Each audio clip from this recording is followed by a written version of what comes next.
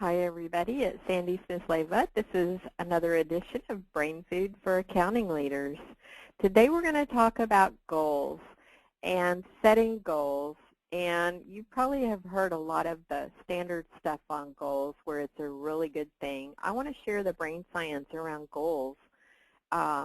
We would never get in a car and drive anywhere, and yet sometimes we do that with life if we don't have a good why or a reason or a purpose. And if we have that overarching purpose, then we can set milestones around projects. And that, to me, I'll just show you the science on this. There's several benefits of setting goals, and there's certain ways to set goals that can be more effective than others in terms of getting that brain benefit. Goals achieve positivity, so you are more positive than negative when you are working toward goals. They also reduce stress because you have kind of you know where you're going, right?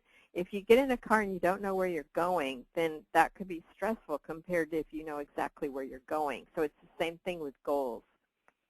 Working toward them and minimizing conflict toward goals helps the person be happier. And I've got all sorts of sources on this particular slideshow. All right, happiness grows from progress toward goals and involvement in activities that the person that sets the goals value. And then again, so happiness and goals are highly correlated. You also have decrease in negative emotions if the goal is perceived to be more attainable. If you're very interested around the goal, you're not ambivalent about it. And then if you're not conflicted, you don't have conflicts between two different goals, all right? So when you have an important goal, then you've got a longer-term version of happiness called life satisfaction, all right? And so, you know, success and happiness, striving, thriving, all of that goes together. So it's a good thing to set goals. Now, when you set goals, these are the criteria that you should consider. They should be important to you. They shouldn't just be someone else's goals. They should be set by you and not by anybody else. They need to be what we call self-concordant, all right? And also self-directed. You take ownership of them. So it can't be your boss telling you what to do. There should be an intrinsic component. So a non, you know, kind of an intangible.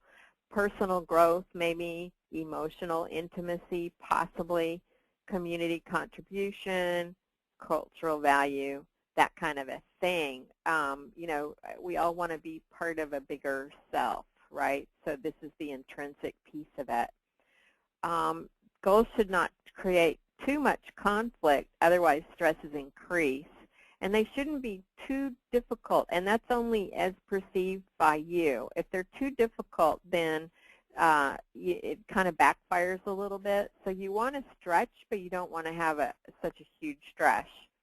And these are all the sources from the previous slide. You should like the activities you need to do to make progress on the goal, or at least most of them.